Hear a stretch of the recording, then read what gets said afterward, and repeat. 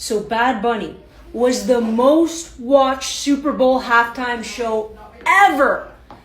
Don't you think it's time to learn about Puerto Rico? I'm gonna get the board.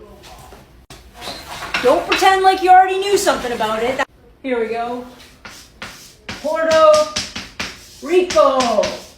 Now, most people have no idea how Puerto Rico became or was acquired by the United States and what its actual station is now in the U.S. empire, but it's my job to tell you, so let's go. We're going to start with the Spanish-American War. You guys should already know the year. What was it again? 1898.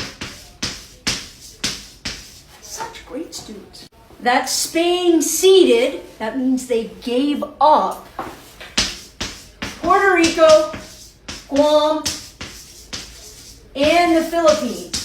The U.S. went to war to free them from Spanish colonial rule, only so the United States could take them as their own colonial empire.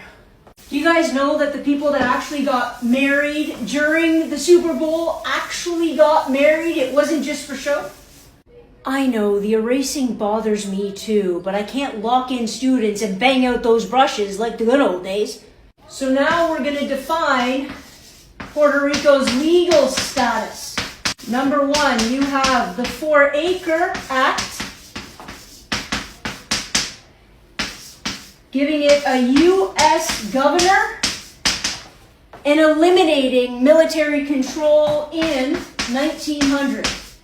You then had the Supreme Court of the United States ruling it was an unincorporated territory.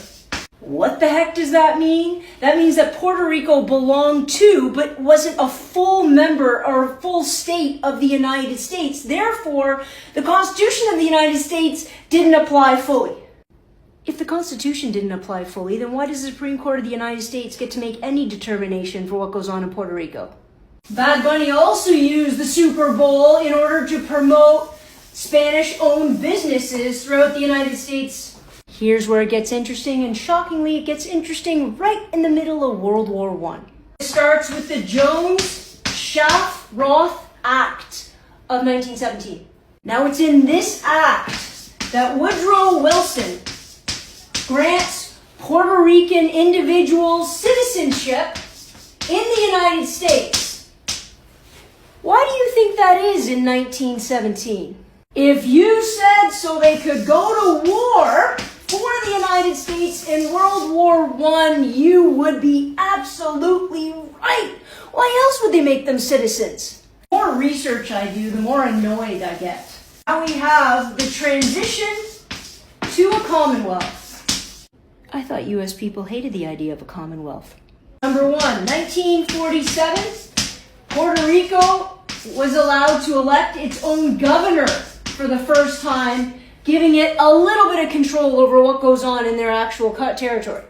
1952, Puerto Rico created their own constitution to apply to its citizens and its territory. Well, if the United States wasn't going to actually let them use their constitution, they had to do this. Number three, Operation Bootstrap.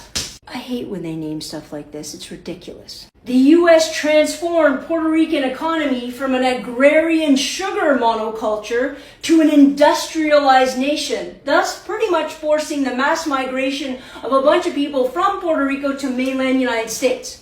When you wreck an economy, you actually force mass migration of individuals seeking stability for their economic and family lives. What a shock!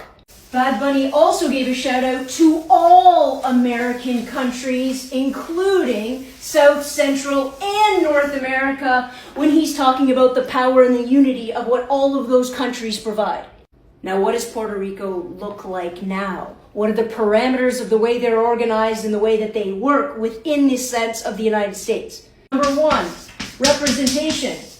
They cannot vote for the President of the United States.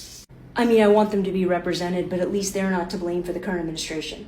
Number two, there are active debates going on as to whether or not they want to become a full U.S. state or gain independence. I'm sure the United States will give Puerto Rico their independence after colonizing them for such a long period of time, don't you?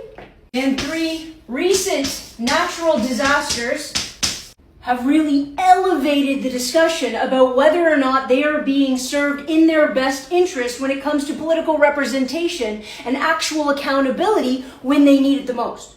Given this history, you could understand why a lot of Americans who lean right might not actually know or care about this history, nor understand the implications of not having a representative government in something that the United States has virtually colonized. They don't want to talk about colonization. They want to pretend it doesn't happen. And when it actually happens, they don't want to actually give individuals the rights and freedoms they deserve. And all Bad Bunny did was draw it to the forefront so we get to have these conversations so more justice can be done. Wasn't the whole reason you got created was the whole representation by population? You need a representation or no taxation? Wasn't that your thing?